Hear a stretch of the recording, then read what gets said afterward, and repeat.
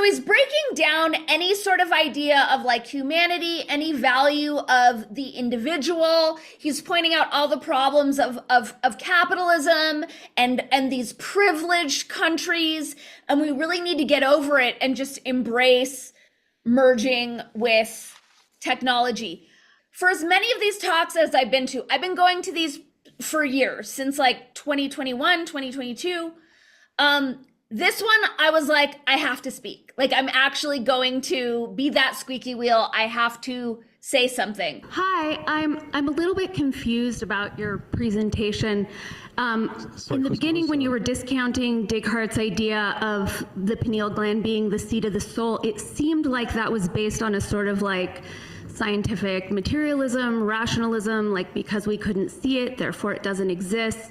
And similarly, when you were speaking about the kidney, it seemed like you were separating that from any sort of emotional connection or other levels of consciousness, which to me seemed like kind of fundamentally dehumanizing. But then going to computer modeling, which originated at MIT, your book being published by MIT Press, and that was created to promote Malthusian eugenics based on these numbers that didn't necessarily match up with material reality, similar to the pandemic, where we now know that those overblown numbers didn't really match physical reality. And then pointing to things like viruses and genes, which have never been isolated in physical reality, only in math. How do you resolve like leaning into what is rational and material, but then lauding computer modeling? Oof, all right, there's a lot there. I'm not quite sure what part of your question to take first. I guess I'll just maybe take a couple of bits of that briefly. So one is that, a lot of things that are born out of extremely flawed origins, let's say, end up really exceeding their origins in fundamental ways. I would put humans themselves in that category as well. When we look at sort of the history of ourselves as a species or the history of technology, there are a lot of horrors in that history. Take your pick, IBM and the Holocaust or what have you, or the fact that the first programs run on things like the Maniac computer were for the simulation of H-bombs. But a lot of what computers are actually used for now, a lot of what took shape out of that is very, very different from those initial applications. Our nails were originally, designed presumably as weapons, and that's, and now we use them for picking our nose or something.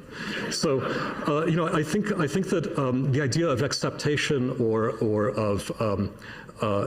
for that matter of viruses that start off extremely virulent, but then end up conferring function, tell a really interesting meta story about the way evolution works that makes me very suspicious about tarring technology or essentializing it by talking about the horrible ways in which it originated and saying that characterizes its entire future.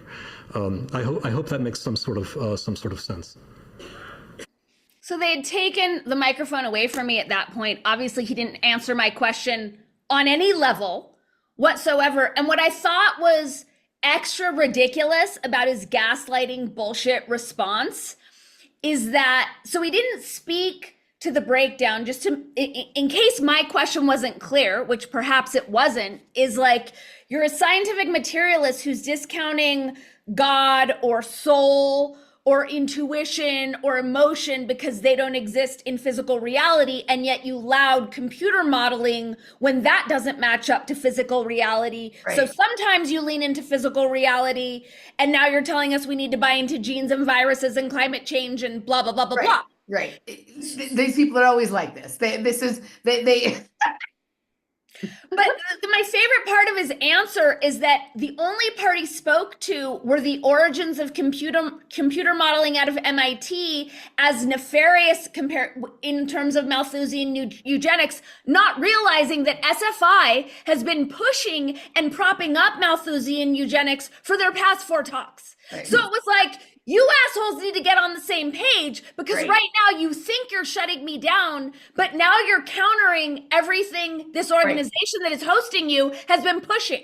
There's a lot of confusion out there amongst all except for people who are in sort of our layer of things, but people who, like, when I say the layer above us or the layer below us, I don't mean in a hierarchical way, or I'm just like the reality next to us on either side. Yep. Are who share some of our ideas, but not all of them one way or another. They're all very confused about SFI. Like, there are people that I know to be like very sort of, if not spiritual themselves, at least sort of have some reverence or some appreciation for spirituality or the invisible world or the metaphysical or whatever it is, who are confused and think that like SFI is doing a wonderful thing, right? And then also people who are like more materialist than they are certain that they're not making the same kind of mistakes that you're just saying that you caught them in, that they can't even get their materialist bullshit in order, Correct. right? They think that they're like the height of something. So yes, it's a shape-shifting force for like, however, it seems to be like whatever somebody needs it to be at the moment that they discover it, that's what it is, or something. I don't know, whatever it is. But let's talk about the most important part.